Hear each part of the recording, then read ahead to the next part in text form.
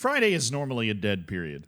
I know this because I typically am trying to watch various entertaining football matches, and there's like one day a week that is just completely overlooked, usually by the footballing calendar, the soccer calendar, that nobody plays on Friday. Right? The Premier League puts a game there every once in a while. The La Liga, I think, puts a game there every once in a while. I'm pretty sure I've seen a Bundesliga game on Friday, but by and large, it's like the most open day on the entire calendar. You got your Monday matches in a lot of those leagues, usually one feature match. You've got Europe from Tuesday to Thursday when everything's in the swing of things. But no, Friday, nothing happens. So, of course, last Friday, something absolutely fucking wild happened, and that's what we're here to talk about. Now, you probably weren't watching this match. I know because I definitely wasn't watching this match. It was Sunderland against Leeds, two fallen former Premier League teams duking it out in the championship in the Stadium of Light, which is, of course, where Sunderland plays. And as you can see by the clip that we are about to watch, there are not a lot of people in the stands here. Right, that is because it is the 96th minute of 6 minutes of stoppage time, and it is 2-1 Leeds. In this match is basically over. It's going according to the plan that everybody set out. Sunderland scored 9 minutes in to take the lead, but it was equalized by Leeds in the 22nd. Then in the 56th minute, Junior Firpo, I don't know what the hell's wrong with me today. I'm out of form. Give me a 6.3 on FOTMob or whatever these fools use. Anyways, Junior Firpo scored in the 56th minute to make it 2-1. And everybody, including me, who wasn't paying attention to this game, just assumed that that's how this was going to end. And if it did end that way, then nobody would be paying any attention to this game. That's perhaps overstating it a little bit. Sunderland is literally in first in the championship right now. Leeds is also in the top six, and so this is the type of match that can swing points back and forth, right? Like these are two teams that are relevant. They have large fan bases. I don't mean to discredit their experience, right? But in the larger footballing world, this is not a match that would have gotten a lot of discussion or interest or tweets or TikToks or videos on Zealandism. But then this happened. All right, now I'm going to do my best to show this in a way that doesn't get DMCA'd here. But essentially, there is a long, lofted free kick taken by the goalkeeper from down here in the bottom right corner, right? He lofts that ball up. It's going to go in towards this crowd of people right here, and they're just going to flick the header on.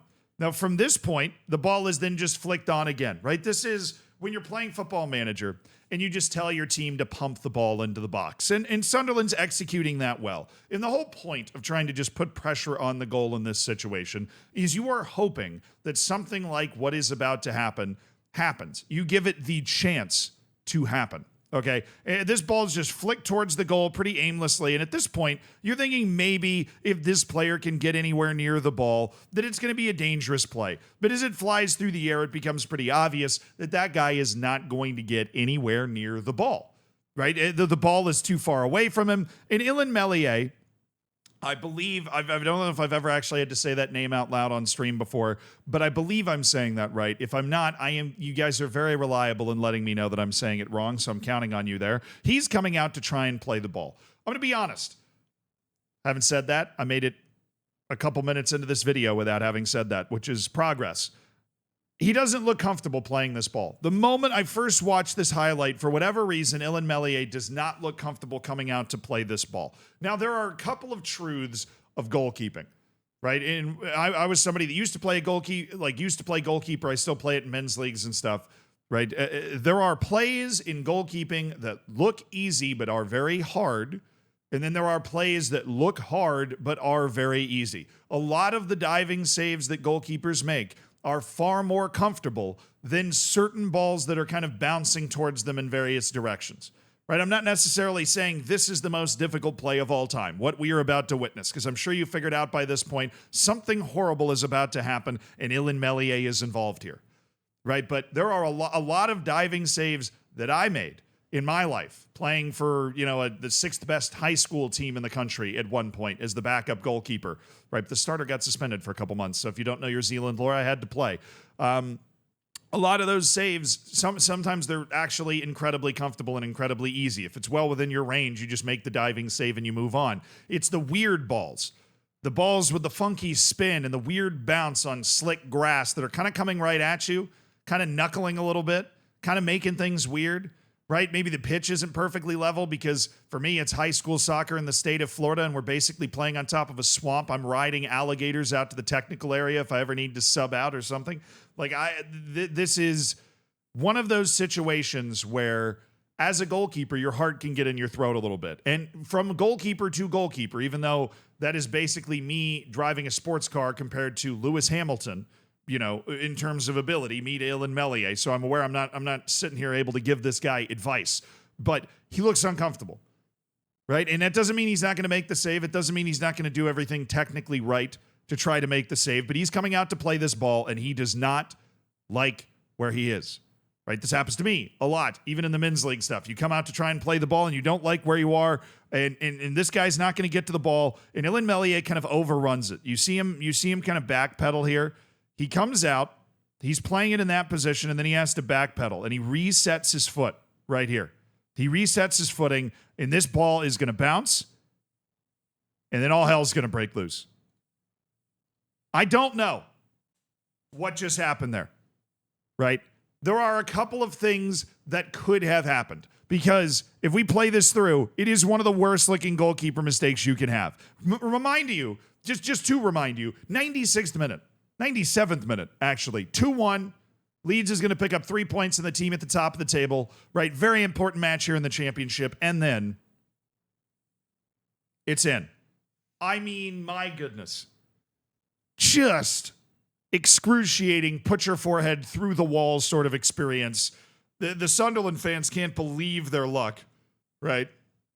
I mean, that's just one of those goals that makes you fall in love with soccer, football all over again. The sporting gods are on your side. It's one of those goals that when you're looking up and you're like, please give us this one. I won't ask for another one. Just give us this one. And they actually they actually give it to you and you have to live by that. But if we're watching this, okay, there's two things that could have happened, right? As I was getting into. One, the way this ball is played in is funky, okay? This is a first-time ball played inside of the right foot. So he has put some serious sauce on this. This is not a straight ball. This is not a classic bend it like Beckham ball where we know, it's got the natural curve on it. He has sauced this with the inside of his right foot like this and kind of slapped it off that way. And it is spinning all funky into the box. On top of that, it also lands on top of the line, right? And so there's a bit of visual distortion that's going on as Ilan Melier is trying to track this ball. He's got white-on-white action as it hits the top of the line. You might think that doesn't matter. Maybe my eyes are just super fucked up. I don't know. But to me, that is a situation that definitely, that's a problem that definitely adds to the situation. Now, Ilan Melier, after this goal is scored, he reacts like this, right? He puts his hands up and then he kind of gestures back to the spot as if he is confused. It is possible, right? I know that Sunderland, I'm not accusing the Sunderland ground crew of anything, just divots that get torn up over the course of a game. Maybe you had a particularly vicious scrum over a set piece and it kicked up a bit of dirt or something. There might have been a spot on the field, right? Like a little hill. It does not take much to divert the angle of the bounce of a ball. I mean, you think about this situation. I had a goalkeeping coach that told me if you could ever keep the ball from bouncing, do it, because you're never quite sure where it's going to bounce. And it's not just that spin, right?